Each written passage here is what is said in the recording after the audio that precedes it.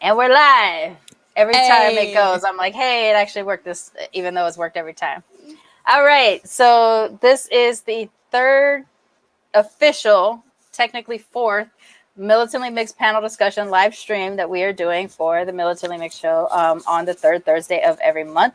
And this this month's episode is regarding activism while mixed. And I have two people with me that, one I only just met, but one I've known for a while. And I am just fanning out on the work that y'all do. I mean, I'm a big fan. I hope you know that I'm a big fan. My guests today are returning guests from last week, Rohan Zhou-Lee and Asian Soph, and we are going to get into this discussion about being an activism. I'm tired. We're live. It's no big deal. Whatever. Activism while mixed. So y'all ready to get into it? Oh yeah. I mean, I feel you on the tired thing. It's 2020 is just a tired year. Tired all day. I'm still recovering from this weekend, so I bet, yeah. So you just organized or were a part of the organization of the Blasian March that took place in Brooklyn, New York. Do you want to talk a little bit about that? Introduce yourself, talk a little bit about that, and then we'll introduce Soph and we'll get into it. Yeah, my name is Rohan Zhou-Lee. As most people can kind of guess, I am Black and Chinese. I'm also Filipino. And according to my grandmother, there's Indian in the family, so yes, love it. The Blasian March, I am the founder of the Blasian March. That is a Black and Asian solidarity movement through education on parallel struggles against white supremacy and a mutual celebration and uplifting of ourselves. So our first ever march was actually this past weekend on the 11th. And we also had a sister action in LA. So Nice. shout out to the LA crew. Yeah. Awesome. That's awesome. Thank you so much for coming back. And Soph, why don't you tell everybody about what you do out here? I should have gone first. I feel like it's not as impressive. No, no, but I work. So I do like lots of different things. I feel like I'm an octopus sometimes. I can vouch for that. Just watching all the things that you do. So primarily, I admin on a page called Mixed Present. It's a page comprised of a bunch of different admins. There's 4 of us. We're all multiracial. I am mixed Japanese and German, Scottish as well. So I'm Asian and white. And basically we do a lot of different things. We talk about mixed identity and, geared towards, helping multiracial people kind of come into themselves and, be a safe space for them and do like educational work. But my forte is really in more about politics. And right now I'm really pushing people on getting to vote and registering people to vote and all that stuff. So I try to gear more towards around that stuff. I feel like a lot of my work is very inclusive. So I find that sometimes people are really geared towards like, the things that they are, because I feel like a lot of people are just like, I can only speak on this because of this, but I'm very much about advocating for everybody and like getting people involved in the conversation, having discussion topics about that. I ran a racism in life, an allyship series recently on Mixed Present. Yeah. And also have done some organizing out here in terms of a couple protests and things like that. Right. And I was surprised you did that because you like jumped right in. Like you moved here, unpacked one box, got on City Hall steps. Like it's to me, that was my perception. Like you got here and you just started working. That's really sweet. I don't feel that way, but that's very, very sweet. But also like you guys can attest to it. There's a lot of shit we got to deal with out here. We have right? to do a lot of work. You know what I mean? It's like, when is the time? And it's also just like, you have these feelings and you feel very purpose driven, like we all are, that's what is the first step. And then you're just like, I got to channel this somewhere. Mm-hmm. And you just go for it. Yeah. Offline before we got started, Rohan and I were talking about like, for me, I don't know how to not do all of the things. And I feel guilt or like a responsibility to do it. And it's taken me a long time to get to the point of being like, you know, there's other people that are more talented in different aspects of this. So I need to focus on the area that I'm talented at, and then promote and assist and help people where I can, but also trust that there are people who are better suited for different aspects of what it is that we all do. And I think we have different chunks of this game, whatever we want to call it, organizing, activism, advocacy, for the groups that we come from and the groups that we're surrounded with, because as Rohan said earlier, there's parallel struggles across everything that we do. And the numbers are so much higher, so much bigger if we come together and support those different things. We shouldn't just have to stay within our own little bubbles to do the work. So like you being a part of, or doing part of the Asian for Black Lives stuff that was going on here in LA in June and July, I think you were doing stuff back then, and then the Blasian March as well. We know that there are things that we exist side by side with, and some of us have all of those intersections, and it's important for us to be able to do that work. So I'm really glad to have you both here, because you're doing similar work, you're doing different things though. So I'd like to talk about the different things that y'all are doing, and how we as specifically mixed people, and since we're all of Asian representation here too, talk about how specifically Asian voices are sort of present and hidden in American activism. You want to do it? Do we got longer than an hour? Do we can come back. It'll be part one. We'll do part two later. I was like, that is. Oh, where do we begin? Like, right? Let's take it back to the immigration, like Act. 1800s back, like Chinese migration back, or are we? I literally just walked someone through the history of Asians in America, and they were literally like, I had no clue. Like, when y'all start coming? But you know, simultaneously, what's crazy is I came to LA and I meet 4th generation Asians, and I'm like, where have y'all been? We've been here. We're here in LA. All the Asians I know, because I'm from the East Coast, everybody's parents came here from Asia. So I like, and it's really a testament to how crazy discriminatory legislation really is, because it's nuts that you got to find the pockets of people where you're like, because out here people are like, oh, are you Nisei? Are you Sansei? And I'm like, well, I'm Nisei, but also this is just like a crazy combo. The terminology isn't an East Coast thing. I will agree with that. Yeah, so especially here in Los Angeles, where there are 2 segments of Japanese communities. The smaller one is the one I live in, the Sawtelle. Well, I call it Sawtelle, even though there's white people that call it Little Osaka. It's fine. Wait, really? Yeah, Sawtelle. They call it Little Osaka over here. Can't stand it. There's literal signs that say Japantown. Like, why it not says just call it Japantown. that? Right. So that's the same here in New York. Like, they renamed Harlem like Soho Village. I was like, girl, stop. Stop like it. This is how you continue to erase us, by renaming the spaces so it's more palatable for like white invasion, or in this case, like white reinvasion. Right. I mean, especially here in California, I think we feel Asianness a little bit as more present here on the West Coast. I grew up on the West Coast, so I definitely have seen more different pockets of different Asian communities all throughout California, in a way that when I moved to the East Coast, I was like, where are we?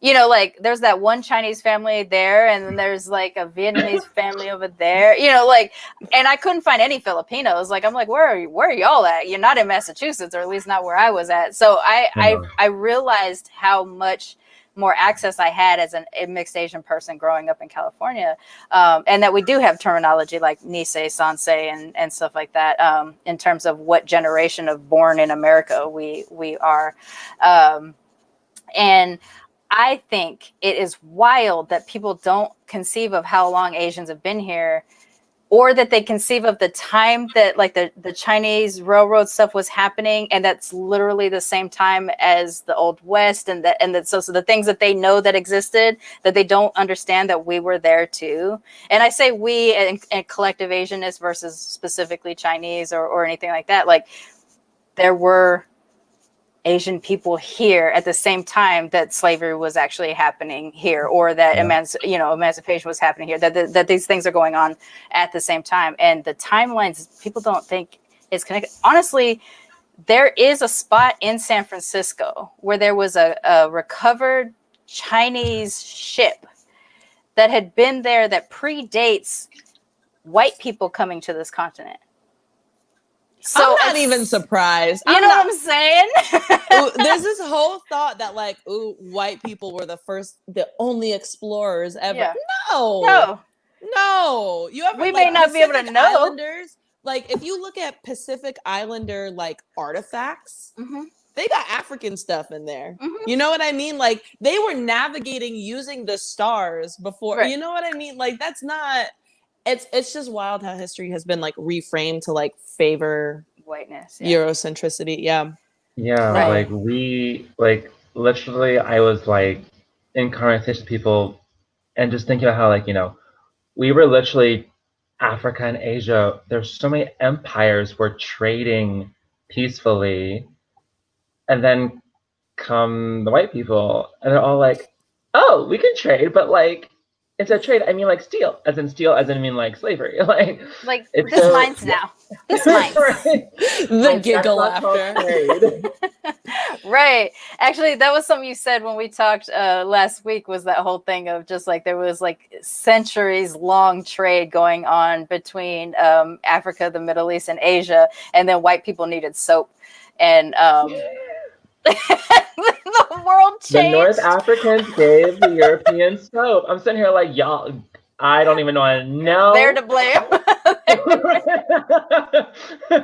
I saw this. I'm gonna say I saw this hilarious meme that was talking about England and how British people were like, it was like a Britain versus America thread, and the British people were like, why is like American food like so spicy, or like something like that? And someone commented like, someone was like, well, American food is pretty mild. I mean, when I've had British food, and I think what you mean to say is having any flavor at all. And then someone was like, it's kind of funny that Britain invaded all these other countries for spices and decided they weren't going to use any of them. I saw that before too. I mean, as a mixed Brit, like it hurts because I know that colonizer side of my family missed out, and the only spice they got was literally me. Oh man! They didn't know when they left the shores of England that they were going to get all of this. But yeah, it is so funny that, well, not funny, haha, I guess, but you got to laugh so you don't cry.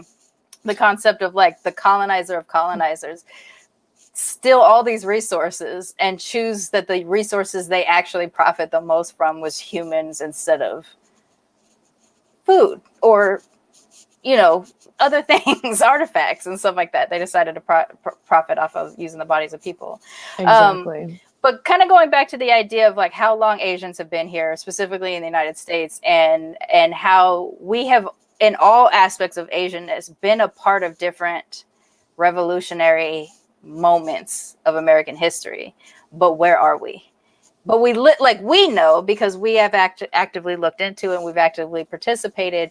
But when you talk to somebody who's not in the game like we are, they're just like, oh, Asians were involved. So one of the things we were talking about, Rohan and I, the other day was about the the Brown Revolution here in California, when Cesar Chavez and a lot of the migrant workers were working. Well, who else was there? It wasn't just Mexican folks or Mexican immigrants or Mexicans that were here before this became not Mexico. There was also Filipinos.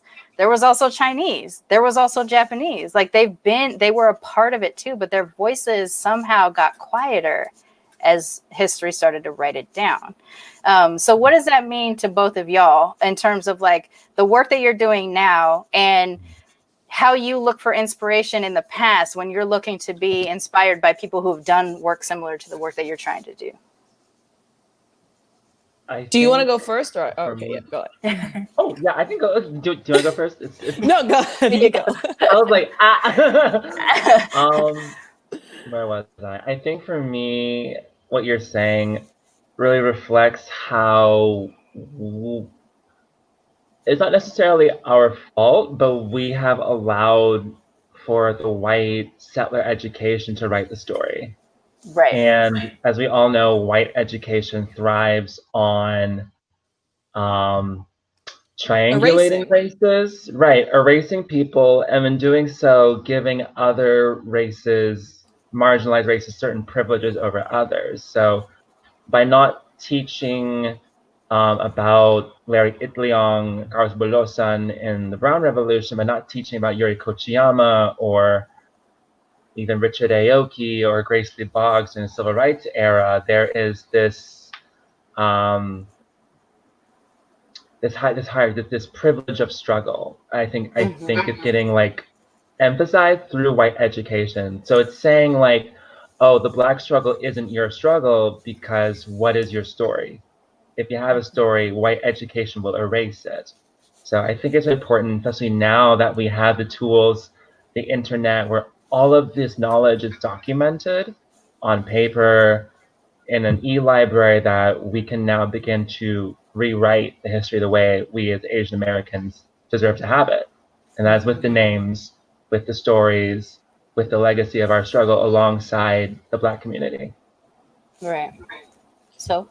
You know, it's funny that you bring up Yuri Kochiyama, because I'm actually reading her biography right now, Heartbeat of a Struggle, because that is my broad. But when you think of someone like Yuri Kochiyama or even Fred Korematsu, who had he made it all the way to the floor of the Supreme Court just to be told that the Constitution didn't apply to him because it was considered a military necessity, even though the government had literal proof from years of surveillance that said the Japanese Americans were not a threat during the war. He was literally told, well, this is a military necessity, and so the Constitution here does not apply to you. And, you know, you think about these kind of figures, and I wondered we can't even get proper representation in a movie like that very recently with like Crazy Rich Asians coming out. Right. And, you know, it actually brought me back into thinking about the model minority myth and the origins of it. And it was literally created as a tool to divide Asians and Blacks. It's completely rooted in anti-Blackness. And it was used to like make Asians fearful as it is, because Asians couldn't naturalize for a very long time. Even when they were in the internment camps, Japanese Americans were not allowed to become citizens. Right. So the question was then like, well, why does the law apply to you? And it's this whole thing of like, well, why weren't they? This is again discriminatory legislation, and there's a history of discriminatory legislation against all BIPOC people. So, you know, when we think about the model minority myth, it doesn't work to have something like that existing, and it doesn't perpetuate stereotypes if you have these Asian figures that are the complete opposite of what the model minority myth is saying. Asians are quiet, Asians keep their head down. But when you look at examples of Asian activists, if you have those and you learn about them, like you learn about Martin Luther King Jr. and Malcolm X, then people aren't going to believe the myth anymore. Right. And there goes that tool to keep our communities divided. Because there's been a lot of instances in history where we have come together and we've really made a heavy impact. Yeah.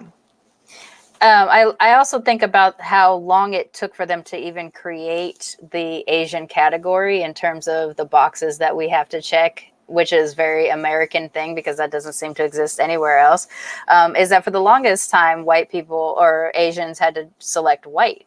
And it wasn't until Japanese internment that they decided to be like, oh, we need to make sure we have something to separate the Japanese. And then they were kind of implying that Chinese people needed to check that box too. And Chinese was like, don't intern me, you know, that kind of thing. And so that's when you even start to create more divisions between Asians here. But for a period of time, Asian people were just white until they weren't. Until Blackness needed less allies. Exactly. Asians were white here. And now what's weird is that you have, I'm sorry? Less allies and like another target. You know? Right. Like let these people now squabble over these like limited resources. So they did a really good job of separating Native Americans and Black folks early on. You are not the same.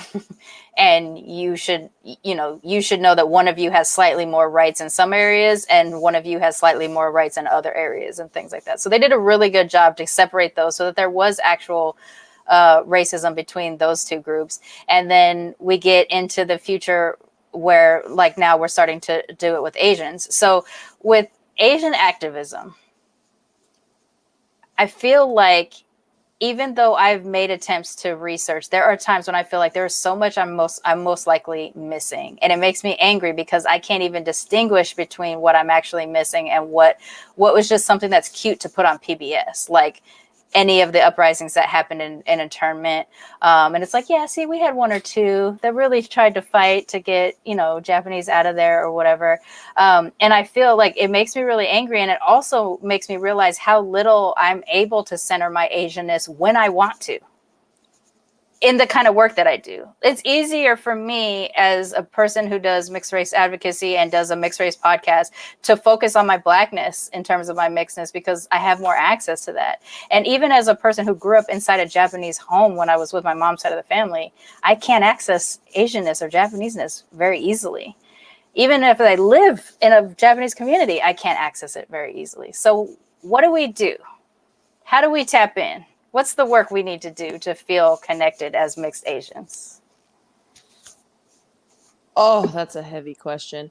For me, what has helped a lot is, you have to do the work and you have to find different kinds of resources. So when I was at the Japanese American National Museum, that's when I bought The Heartbeat of Struggle. Called The Revolutionary Life of Yomi Kochiyama, and just finding little like books or like different articles or just finding extra resources that are not, I guess, the mainstream or mainly shared things, because there is that mistrust of, like you said, is this just cute? And I also try to pay attention when it's Asian American Pacific Islander Heritage Month, because that's when people are like, all right, well, we'll just throw them a bone right now. Yeah. We'll just share about this little thing right now. And in those moments, I try to take in what I can and what I don't know, but it is incredibly difficult to learn even just about the history and like learning about instances where even Blacks and Asians have come together to have each other's backs. It was incredibly hard for me I did a ton of research on that. It was so difficult for me to find information on that I felt was, is this telling the whole story and, different things like that. And so you have to just really right now, I feel like the answer is dedicate time, but I've also wanted to curate that content myself to make it easier to access for other people, and I mean, just like Rohan, right? You created the Blasian March because, I mean, we don't have that, you know what I mean? And it's just like, you have to go out of your way to put together the things that you didn't have, because that there is a want for it and a need for it, and some people don't know how to find it. And side note, I also just got tired of like telling people to like not call me a Jap and like just like having why constantly not to. And just constantly talk about history and also Rohan, they think it's a nickname. They're because like, evidently Japanese has so many letters. What? It's so many letters. So it's my God. It's like English it's cute. Is so hard. English is so hard, white people. Oh my God, I know. Right. Yeah, they think it's a nickname. Or the ones that have used it. Yeah. What the fuck? That's not that's okay. The reaction. So I grew up in Long Beach, in North Long Beach was, predominantly hood area or whatever. And I was the mixed girl because, I mean, look at my face and I had a Black dad. They knew something was going on. And when they found out that I was part Japanese, they referred to me as, oh, that Japa nigga, because it was cute. Yeah. Because they decided to take all of the problems. That's not cute. And put it into one name. And I had to walk around, you know, like a little freshman in high school, my little backpack and my little fake Timbs because my dad wouldn't let me buy the real ones, and just be like, it's okay, you could call me that, because I was like 89 pounds and I didn't know where my voice was yet at the time. That was my little thing. Oh yeah, I know that one. That's the Japanica. Mm-hmm. Oh my God. There were That's two of us. Nuts. I can't. That's awful. Square up with a bitch. Jesus. Right? I mean, legit. It's why I hung out with Samoans when I was in because I was so small. Like I've filled out, but at the time I was like 89 pounds and like 4'10".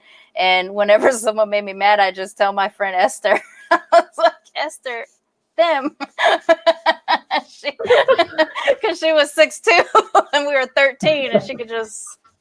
I love that. I love that so much. Oh, my voice was through the fist of my friend Esther when I was little. What about you, Rohan, with the backing off the back of what Sophia said? Sorry. Yeah, so you know, I feel like I grew up with the privilege of being raised in a Jamaican household where being Black and Chinese was really valued, especially like in that community. You know, That's awesome. being Black and Chinese could be like for some folks is a mark of beauty, which I did not catch. That's a different story. That's all based on certain stereotypes of how bodies should look, but whatever. And then, you know, my family was involved with the Chinese community where I grew up in Georgia. I grew up in Georgia. I think, and then moving like into college, I actually really came of age in my Asianness because I was so excluded from the Black community because of my queerness. So that's a whole nother. Like we'll talk about that. Well, you're not this. You're not this.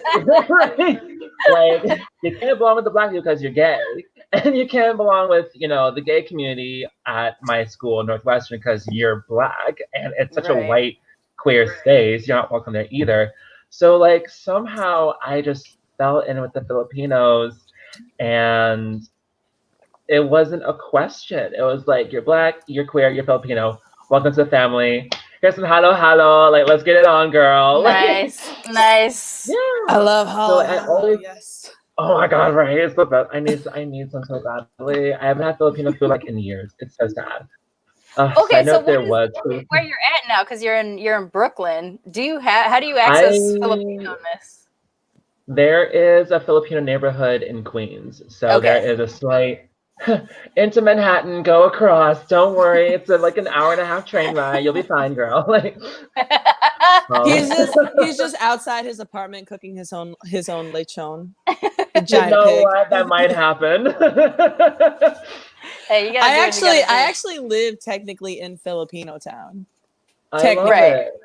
Okay. But like I'm like a minute from like all the Asian areas are kind of near each other except for Sawtell, Japantown. I live near Little Tokyo, Koreatown, Chinatown, Filipino They're all town. kind of against each other, Yeah.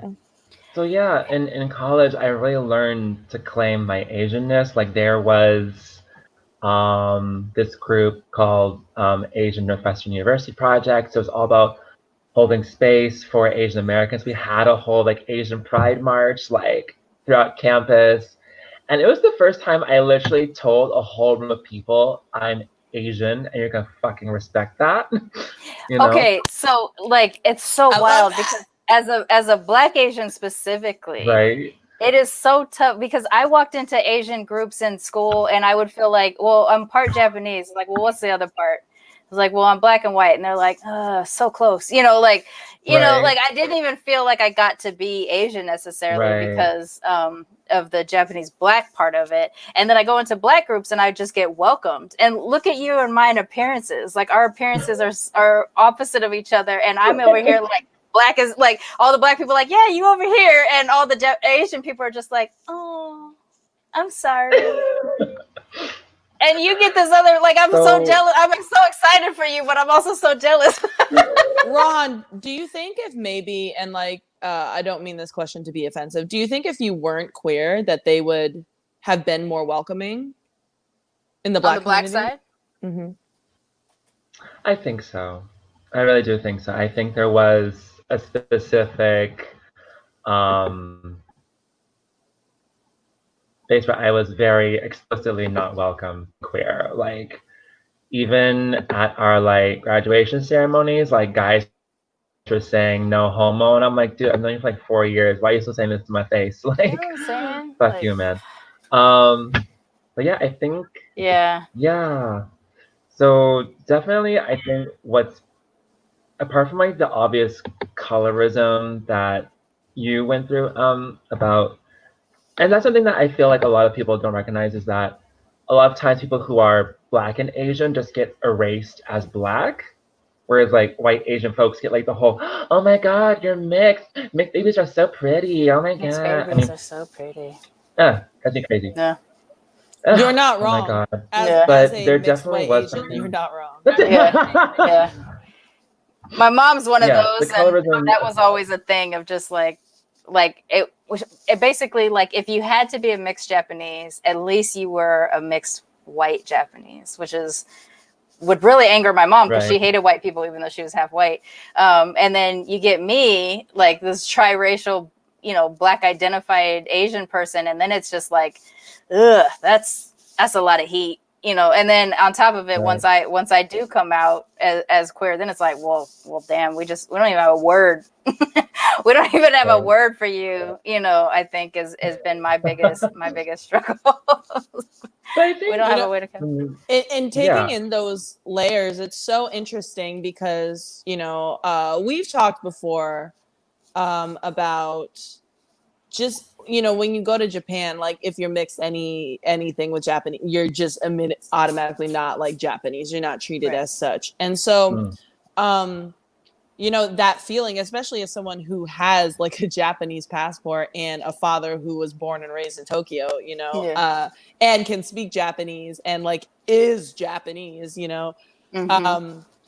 it's just it's like tough to not be welcomed in that. Well, it's not that you're not welcomed. I think especially being like white and Japanese, that you're incredibly like fetishized in Japan for that. Yes, that's that. Yeah. And so actually Yeah. and that is very problematic, 100%. But I had a question for you, Rohan. Do you feel like it's similar in the Chinese and Jamaican community too? Like in a sense, it's maybe not as intensely fetishized, but do you think there is an aspect of that? Quite possibly. I mean, I didn't necessarily grow up in that kind of mixed community. I definitely voluntarily put myself in exile from the Jamaican community because of the homophobia, the The way you were growing up. transphobia, the Yeah. femphobia. So a lot of things I have only observed as an outsider, but I mean, with any other colonial trauma culture, there is this praise of lighter color, lightening the race. There is that colorism issue. Mm-hmm. Yeah. Yeah. Very, very But true. I do think we as Black Asian mixed folks have a very beautiful privilege. And that's like using our Blackness to claim our Asianness. Like the sort of like Black education of like, standing up, becoming an activist, like radicalizing your ideas. Like you can definitely use that and apply it to your Asian heritage. Like, so even at the Blasian March, like I literally made up a chant that was so cute. Well, in my opinion, it was cute. I liked it. But it literally went Black Power, Asian Power, Black Power, Blasian Power. And like so many Asian folks came up to me or messaged me later and were like, I have never heard the term Asian power. Like, thank you for like giving me the space to claim Asian power. And I was like, I mean, I'm literally using it based on my Black power like experience. So it's interesting that Right. not only are we taught that we have no history in this country, we have no legacy of struggle in this country, we are taught we have no power in this country. Right. Like, and that comes with the erasure of our history and our legacy as Asian Americans. Mm-hmm. So off of that brings up the question. So last week I spoke to someone who had posted in one of the many Japanese American groups that I'm a member of, where they had mentioned an advertisement that said black, yellow, white, or tie-dye, and it was their way of being inclusive. The tie-dye shit, like, ugh. I hate. First of all, my disclaimer here is I hate when anybody attempts allyship through naming colors of skin that we haven't decided were actual colors of skin. You know, like I'll go with you for black. Right. I'll go with you for brown. I'll go with you for white and red and yellow. Even though some of those terms are hard for people, I'll go with you for those. But don't hit me with green. Don't hit me with purple. Don't do any. Don't hit us with tie dye though. Tie-dye is mixed. Is that what that was? Like, what is that? So they posted it and were like, you know, they were affected by seeing the word yellow, and because for them, yellow comes with the negative connotations. But they were a Japanese white mix who grew up predominantly in whiteness. So like there was some of the posters that were hung at the LA marches that were like yellow peril, a yellow for Black Power or yellow for Black Lives and things like that. Are you as triggered by yellow? Are either of you as triggered by yellow? I'm not really triggered by it either. I use it. My poster says yellow peril supports Black Power. Yeah, I have it literally right here. I remember that being a thing because that was the first time I saw an Asian person claiming yellow peril versus being it used as like a anti-Asian thought. I've seen a lot of Asians like claim it out here. But I also wasn't in like an Asian focus. Like it was K-Town for Black Lives. Like we were in Koreatown, you know? But I'm definitely not as triggered by it, but like sometimes I wonder, you know, it's all about having just a nuanced experience, right? Mm-hmm. And like for me, I'm not like a multi-generation. I don't come from a multi-generational Asian family, so you know, other people have like deeper rooted histories with different things than I do. For me, I just grew up around so many people of color but I didn't grow up around any other Japanese people, to be honest with you. But like I grew up with a lot of people of color. Most of them were Black or brown people. And it was not anything for me to just say, well, I'm yellow. Yeah. You know what I mean? And I don't mind it either in that, like, well, because I'm Black, white, and Asian, I like to mix clothing that is Black, yellow, and white. You can see my logo is, you know, Black, yellow, and white predominantly. You know, it's got the red circle in there as well, the red disc. The screenshot that we have, I have a yellow or whatever. Like I wear clothes to secretly code that I'm Black, yellow, and white. Like, so it's a thing for me and I wonder too if maybe that's because I never realized that, by the way. And now that you're saying it, I'm like, oh, it's all over the place where I put it. I also wonder if it's because I'm second generation born here, but I grew up inside my grandmother's house. So she's not an internment level. She's not a multi-generational American Japanese. She is a Japanese person that came here. And so maybe too, like you said, it doesn't touch me as much as it might touch somebody who's like multi-generational American born Japanese or something like that. I wasn't sure, but I also don't know how other Asians use yellow, if they use it at all. Seeing yellow peril, seeing yellow for Black Lives and things like yellow power and things like that. Because yellow power was actually used during the Brown Revolution here in California. There used to be signs that talked about yellow power. So it feels like there was ownership of it. But I wonder, too, if maybe that's a West Coast thing. It could be. I might not be the right person. Yeah, I moved here from the East Coast. Yeah. One of my Midwest and New Yorker family, they all, and besides, I mean, chosen family, they very vehemently rejected yellow peril as a term. They did. I personally welcomed it. I personally encouraged it, but I understand that's your experience. I will respect it. But to me, it's kind of like yellow peril. Those comics, those cartoons were used to demonize Asian people, to incite fear mongering. You know.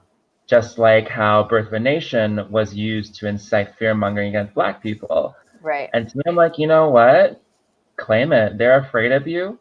they should be afraid of Asians. Like, I they mean, should be afraid of our Hell yeah. power. Square up. the Proud Boys thing, the hashtag being reclaimed over Twitter recently, where it was just filled with leather daddies and pride picture.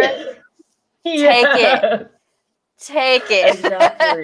Reclaim. Exactly. I'm like, you know what?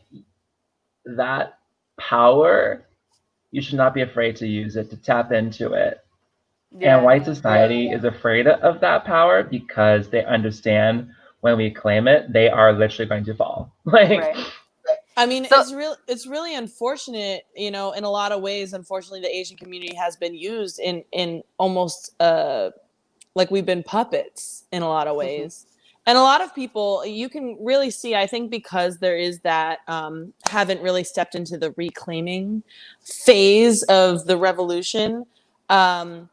It's, you can see how in the early stages we still are, you know what I mean? And obviously there's been, you know, a lot more, and I see a lot more Asians just like being super vocal and stuff like that. But it's also difficult because there is that erasure of history. But at the same time, you know, when you think about the internment camps, and in reading Yuri Kochiyama's book, it's very enlightening because she was just saying, like, you know, we just wanted to do what was right because we were so pro-American.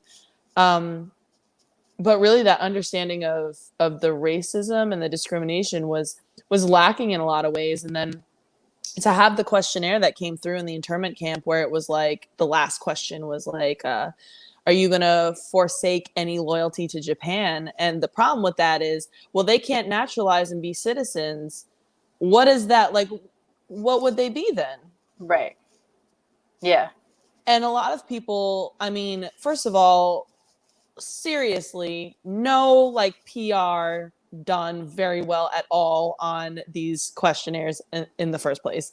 But to have a question like that and to not even realize like what it is that you're saying to people who like want to show their loyalty and stuff, it's crazy. And like the fear that came out of that, and like people were afraid to like speak out because literally the president just said, all right, well, pack them up, ship them off to these concentration camps, and it was okay. Yeah. And what if I was going to be the kind of Japanese American that would forsake Japan or forswear whatever, you know, like if you're born in America, the likelihood that you're pro-emperor doesn't make sense because you're born in a country that doesn't have that going on. So, but let's say I'm one of the ones that checks the box and I'm like, yeah, I'll forsake Japan. I'm go America. And then you put me in a camp anyway. What have you just done to me? You just radicalized me. Because now I think, well, Hirohito didn't put me in a camp. You know what I'm saying? So like, I think there is something there too of this. If you don't explain the context behind what you mean when you ask a crazy ass question like that, you might be inadvertently creating an enemy that didn't exist beforehand.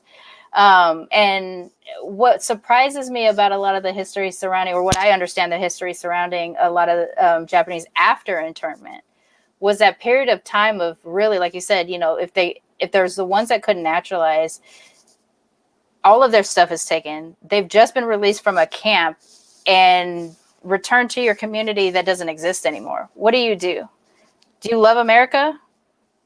Do you stay pro-American at that point? Like, how do you exist after something like that happens to you? You're bound to, well, maybe not, but you're bound to be radicalized in my way of thinking. I mean, I don't disagree. Right. I mean, that's why it plays into, I actually recently finished George Takei's memoir, When They Call Us the Enemy. Him. Yeah.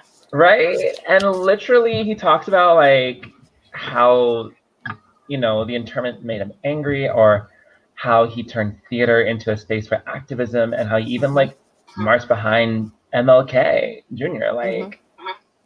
Maybe if they hadn't done the internment, maybe that wouldn't have happened. Like, you know, you make your own mess. Yuri Kochiyama became radicalized after internment. She had started, she said she grew up very apolitical, you know, very colorblind. She grew up in San Pedro, you know, and it took the internment and seeing the discrimination and her also going through it because she couldn't get a job. She was hanging up posters to promote like the PTA or something, and the police stopped her and wanted to bring her in and arrest her. They arrest her, right? She said, no one stood up for me. She was like, I was in a restaurant filled with people who all knew me, and one person who didn't know me said something. Everyone else was silent.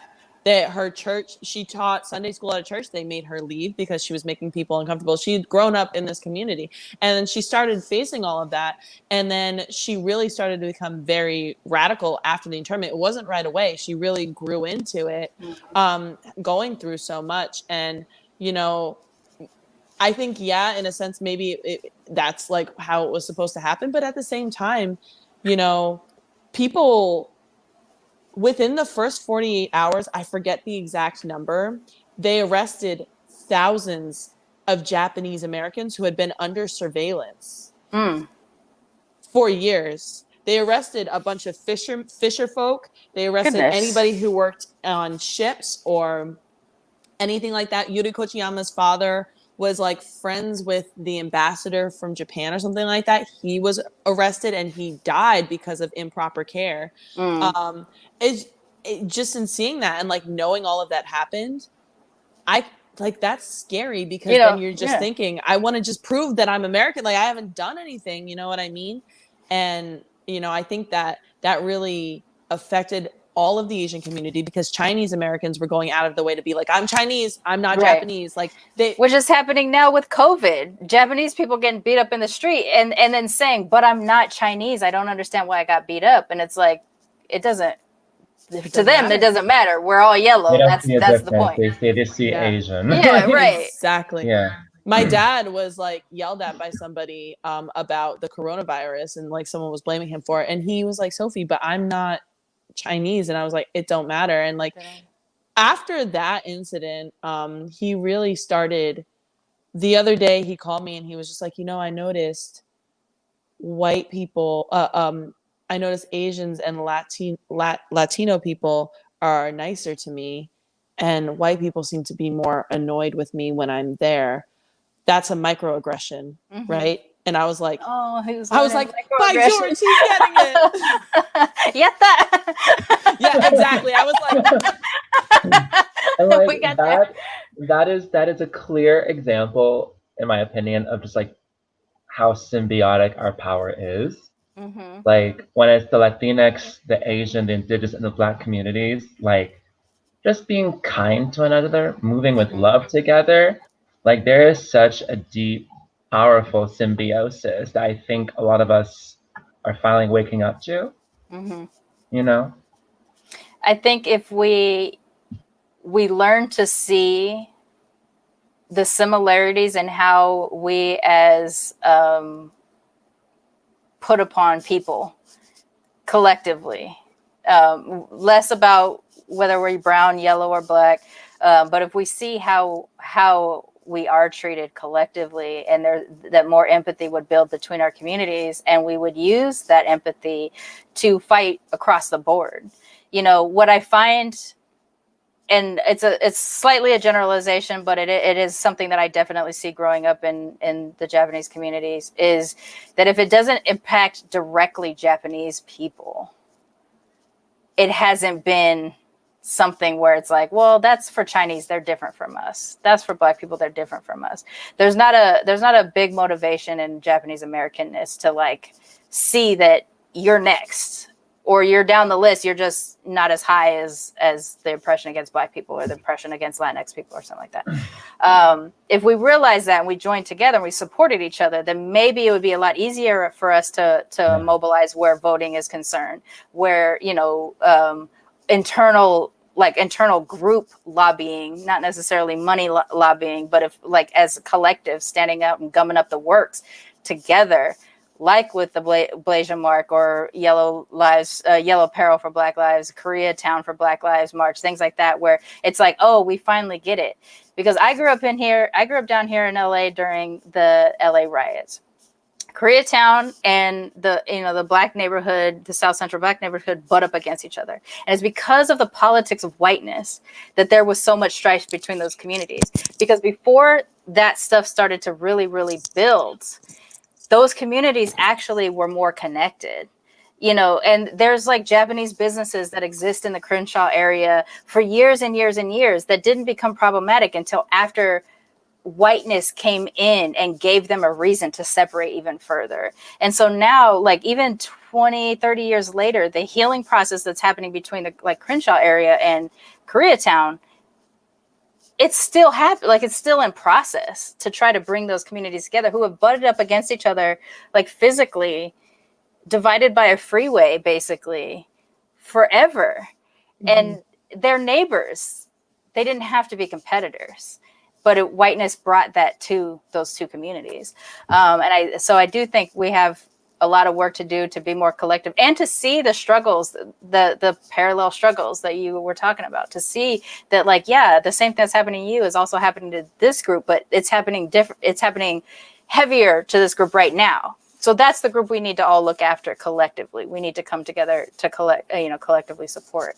And I think that's what's missing in the understanding of what Black Lives Matter means. I see it also in a couple of the groups that I'm in where they're like, well, what about us? And it's like, yeah, you're next. Honestly, like, that's how I feel like I want to say, like, you're next. That's at the end of the day, all people of color have garnered a little bit more privilege because of the civil rights movement and because of the Black community mobilizing and coming together. And I mean, even Yuri Kochiyama, I mean, to bring her up again, she told you said she's your broad. So. She's my broad. I love her. But she said the first time she met Malcolm X, she was like, "Can I shake your hand?" And he was like, "Why?" And she goes, "No, I'm just very inspired by how you've collected your community and gotten them to come together and unify." And I think in a sense, like, she was probably feeling the way that we feel, very, I just wish people would be a little bit more vocal. And I will say, when we were at the first K-Town for Black Lives Matter rally, it was incredibly beautiful. There was African drummers there. There was a Korean drumming group too, and it was fun. Like, we had a good time. Everyone brought donations to donate to the Black Lives Matter movement. Just there was lots of people coming by, just dropping off bags of food to make sure everybody was like, had energy, and was great. And I saw that all throughout every protest I was at in LA, people being like, "Hey, free sandwiches, free water." Like, there was hydration stations. There was a massive protest at City Hall, and there was people set up their cars, and there was some cars pouring out Henny shots into people's mouths. And I was like, this is I mean, you need your fuel however it comes.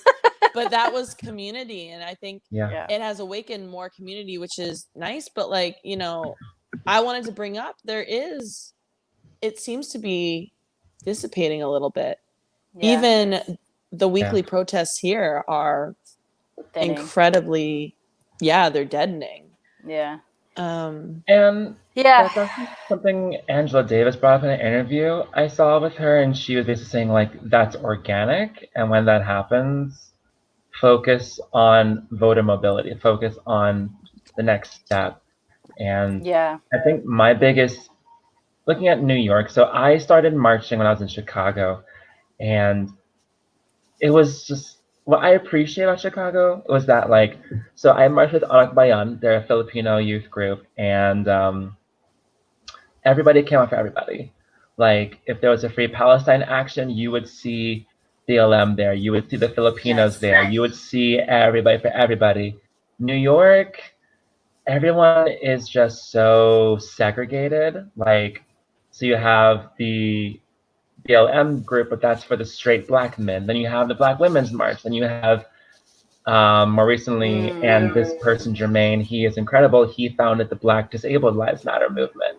But it's just like seeing everything sort of like, and fracture off. It felt very like, this is how white education wants to see us, fractured like this. So like, making the Blasian March was like, okay, no, I'm calling Asian people, I am calling Black people into this space. And like, I had the guy who founded Black Disabled Lives Matter like speak, and he was at the front, and like, you know, most speakers were trans women. So I was like, no, like we are coming together. And like the safety team, there were so many Asian folks and Indigenous folks in the safety team. I was like, this is what it's supposed to be like. Like, right. you know, I really appreciate the idea of the safety safety and hydration and feeding people as part of the movement. Again, talking about like, if you're not necessarily a frontline worker, where's the other ways in which you can be of service? You know, maybe you're not as charismatic, so you can't shout the chants, or you can't speak at the thing, but you can bring somebody a sandwich, and that sandwich is going to get them through. Or, you know, you can talk about it on your podcast, or you can stream about it on your YouTube channel, or, you know, like whatever the thing is. I really appreciate that. The idea of safety people, I mean, oh yeah, like, they are integral. They are integral. Incredibly integral. Yeah, like that to me, that is a real important thing, because you got to keep the people who have the minds and the voices that are capable of making moves, making real change, safe. And if you're one of those people that are willing to put your body on the line for that, I really, really appreciate that. We are coming a little bit close to the end, and I'm so glad to specifically have gotten to talk to both of you together. I think one, because I think it might turn into something down the line. The gears have already been working. The gears have already been. The ball is rolling. Like, it was kind of strategic. I'm not gonna lie, but I really think that getting to see the perspectives of, you know, the type of work that y'all are doing. I didn't ask you. So how do you describe yourself? Because Rohan and I talked last week and specifically said.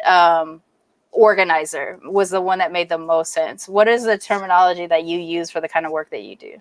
You know what's funny is I was actually going to ask this question, because how would you describe yourself, Charmaine? I think of myself as more of an advocate, because I can use my platforms as voicing my voice and a space for voicing others, because I don't physically go out. You know, my body issue, you know, my comfort with my physicality and things like that, and the fact that I have social anxiety around large groups of people, so I feel like I'm better in that space of advocacy.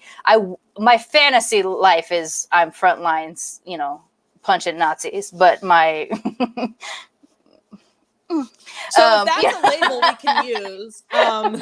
No, I am definitely I'm definitely like, I think I'm an activator.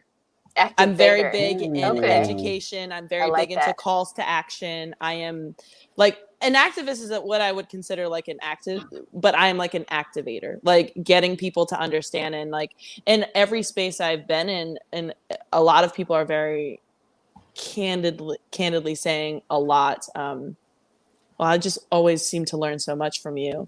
And,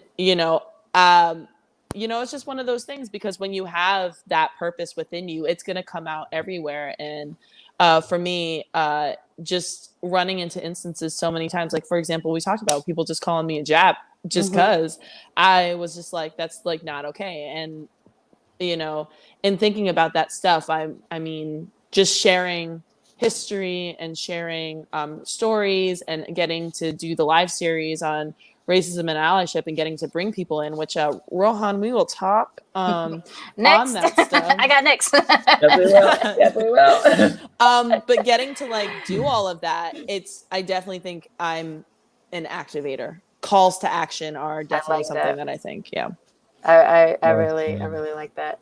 And I like that we have 3 different perspectives, even though, we are all doing the work, or we're mobilized by the work in different ways. I really think that is a great representation of showing other people who want to do work, who think that they can't.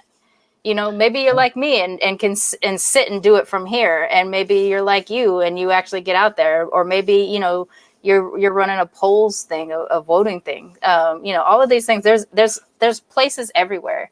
And honestly, if you're like sandwich maker for Black Lives, sandwich maker for Black Lives. You know what I'm saying? Like, put it on a t-shirt.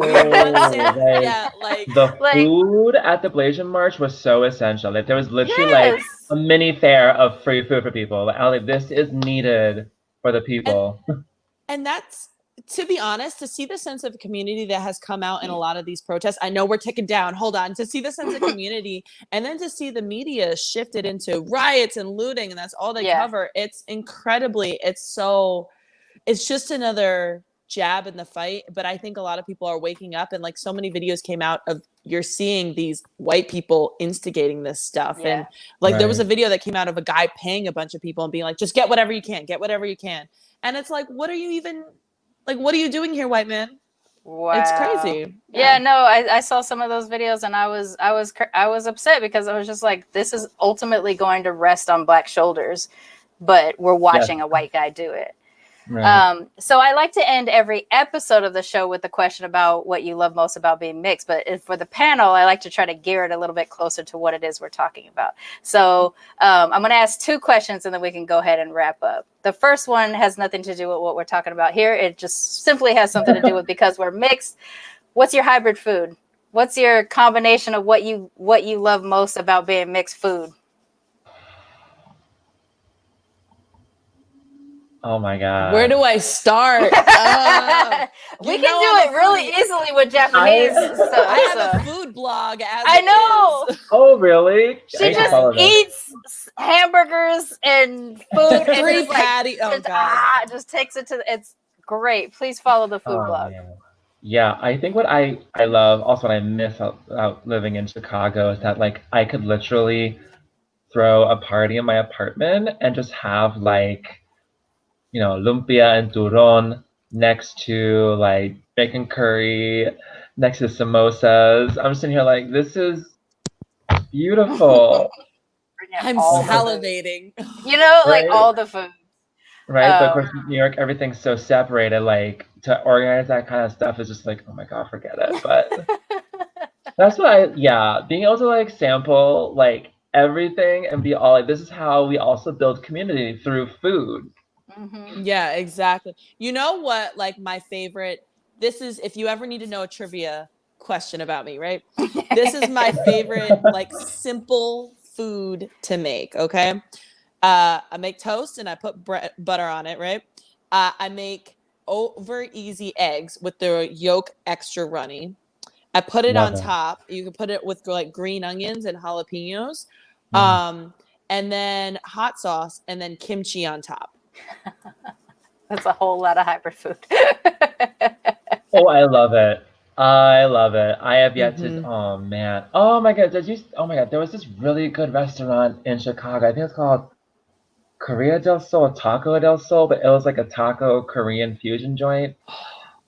Korean tacos are bomb. Korean fried chicken. God. I was like, who made this? Yes. Marry me, Jesus. I'm just kidding. There was a spot over here in Sawtelle that was like a Korean burger shop, but they also did like fusion Asian food and stuff like. I mean, so good. I did have this at this place in Pasadena called Bone Kettle. Give them a shout out. It was a pandan waffle. So pandan is like, how do you describe pandan? It's like a leaf, but they use it to like make sweet things. Okay. But it's like a natural. It's kind of like how like red bean is sweet, but it's not like super sweet. Got it. Yeah. So it was a pandan waffle with roasted duck and pulled pork like floss on it.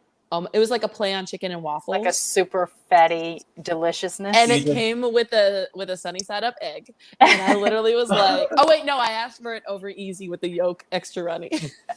And they put condensed milk on top of it. And I was literally that's like, a whole lot of sweet food. I was creaming in my pants. I was like, this is just so good. I can't.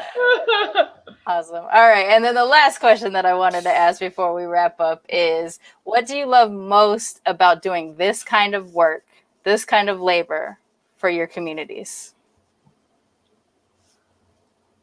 I'm going to definitely say bringing people together. Because like I was in a debrief with my safety lead and someone brought up how they've been frustrated that recently in protests they don't see any Asians. They're like, where are the Asians? And then you're like, here, motherfucker. Right? Well, this person is also Asian, so their critique was very valid. And they've been on the front lines for a very long time. And seeing just like a crowd of Asian and Black people, and I was like, we're here, Oh bitches. man. Yeah, and then just And like seeing the trans women alongside my friend in a wheelchair, like just seeing that kind of solidarity is so essential. And, you know, it happened. I was like, finally. Like, right. Yeah, to be able to see the combination of Asian and Black people together is doesn't matter. Yeah. For me, it actually doesn't matter what kind of Asians they are, as long as I can kind of see people who roughly look like me across all of the different, faces. I'm really glad to see that that was actually possible somewhere. I look forward to being able to experience that wherever I end up as well. And they You were got something else? babies. Oh, People brought babies. their babies. They were like, "This is such a good space for my son. I want him to grow up like this. You're a good role model for him." I was like, "Oh my god, Oh, they're kids! good. Oh, that's They were good. babies!" I was like, "Oh I my god, love they're babies!" You know, honestly, like that is an amazing aspect of it. I mean, to be at the first K-Town for Black Lives Matter march, and to have again those African drummers and people coming together, like people came in and they were dancing around, and just it was like a fun time. It was a sight I had never seen ever. And that is just amazing to see. But I think my most favorite thing about being an activator is it was nice to see a wave of people come through. And I don't love that some people were like, well, racism exists, but also to see people Clutch my pearls. what? But it was nice to see people who were like, okay, this is my reading list. And for people who are never political to start sharing things and to show up. And I knew people who were like uncomfortable with the thought of even going to a protest because they don't know, all you know is from the news about riots and loots and stuff like that. But to go and attend and be like, okay, this is actually like a beautiful space for community, and like I'm happy to be here. Seeing people actually step into it and be activated is probably my most favorite thing. Awesome. Well, thank you both so much for participating in this. Thank you. I mean, the fact that I get access to people at all in this game is precious to me. But specifically over the last year or so, with Soph, getting to just watch how active you are, and how for me, I feel there's a certain level of fearlessness in that you are jumping into communities that you wouldn't necessarily say that you are a part of, but you're like, but I'm here and I'm here for you and I'm here to support. I've watched you do that through Instagram primarily, but I've watched you do that, and I really appreciate. And now that I actually have you in my life now too, Rohan, which I really hope you allow me to adopt you as your Blasian auntie or something, because I'm obsessed with you now. I'm just so glad that you're doing this work. Already happened. I'm just like, when you meet an chosen auntie family. Here we go. Sign the papers. Like I'm so appreciative of the work you're doing, that you're engaging community, like including the dance community and things like that. Like you're engaging communities that wouldn't otherwise be thinking, oh, I'm also a part of this discussion too. I really appreciate that you all are doing that work, and I hope that you have support in places all over. But if you don't, I want you to activate me to help in ways of elevating the audience that is connected to Militantly Mixed, to support the things that y'all are doing. I'm so proud of you, and I'm so honored to have you as guest of the show, but also just that I know that you exist. I'm so happy. So thank you so much for participating with me. You're so sweet for that. Thank you. I mean, just to even say about you, like I know that we've talked before, and like you've said it, like you get the anxiety around the crowds, and you don't really whatever necessarily going out as much, but like the way you still use your voice and find ways to create your platform still, and you have lots of different facets, and how you tailor each of them is amazing too. And so you're amazing also. So I was honored you even asked me. So hi. I appreciate it. And Rohan, I'm a fan of yours. Right? And we shall talk. We shall talk. We need to talk and do more things, because I am My next project, I really want to do like a book list. Because, like, Okay. seriously, education is liberation. Knowledge is So power. we can, like, put these books in people's hands, or at least be like, Mhm. buy these books from a Black-owned business. I You mean, know, I like, also have a Black-owned comic book shop in case we could filter things through that. So just let me know. Just let me know. No, I know all right. you mentioned before, sorry, that we should end this and then I can ask afterwards. Well, It's why just don't y'all comments. tell everybody how to find what it is you do, your ats and everything, and then we'll go ahead and wrap up. Okay. I'll go first. Okay, so you can find my personal page at Asian_Soph. I work on a page called Mixed Present, spelled just the way it's supposed to be. And then I'm also growing a new brand that's run by just me called Mixed Made. It's mixed_made. And then if you want to follow my food blog, it's Which you at do. Soph's Food Diary. Soph's.food.diary on Instagram. Awesome. Rohan.